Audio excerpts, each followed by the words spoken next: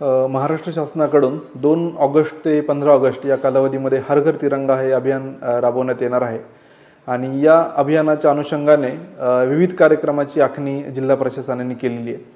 त्याच्यामध्ये पहिली गोष्ट ज्या काही शाळा आहेत, महाविद्यालय आहेत त्यामध्ये विविध प्रकारच्या स्पर्धा घेणं, ज्यामध्ये देशभक्ती ही थीम असेल, रांगोळी स्पर्धा आहे, चित्रकला स्पर्धा आहे, निबंध स्पर्धा आहे, या सगळ्यांच्या माध्यमातून देशभक्तीपर थीम सगळ्यांना आम्ही दिलेली आहे। आम्ही आवाहन करतो की सर्व महाविद्यालयांनी, शाळांनी, विशेषतः प्राचार्य, मुख्याध्यापक यांनी मोठ्या प्रमाणावर सहभाग नोंदवावा आणि विद्यार्थ्यांकडून या सगळ्या उपक्रमामध्ये त्यांचा सहभाग नोंदवून घ्यावा ही विनंती आहे।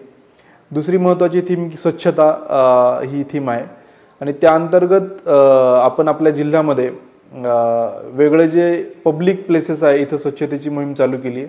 आज जिल्हाधिकारी कार्यालय आणि NSS NCC स्टुडंट यांच्यामार्फत आपण गांधी पुतळ्याला एक मोठी मोहीम राबवली। तसंच या माध्यमातून वेगळ्या ठिकाणी एकाच वेळेस ही मोहीम राबवण्याचं पण मी आवाहन आपल्याला सगळ्यांना करत आहे। सर्वांनी या ठिकाणी सहभाग नोंदवावा।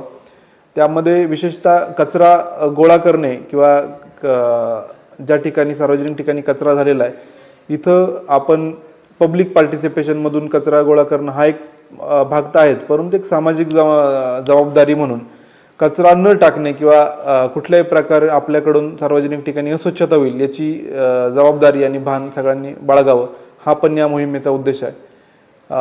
तर मी सर्वांना आवाहन करतो याही मोहिमेत आपण सहभाग नोंदवा। आणि सगळ्यात महत्त्वाची तिसरी गोष्ट की आपल्याला सर्व शासकीय कार्यालय, निमशासकीय कार्यालय आणि घरं आहेत, जे खाजगी घरं असतील तर त्यामध्ये तिरंगा झेंडा फडकवण्याचं आपल्याला काम करायचं आहे, जेणेकरून आपण जी 15 ऑगस्टला आपल्या देशभक्तीची जी भावना आहे त्याला कुठेतरी अंडरलाईन केल्याचं काम या निमित्ताने होईल, तेही या निमित्ताने मी आवाहन करत आहे।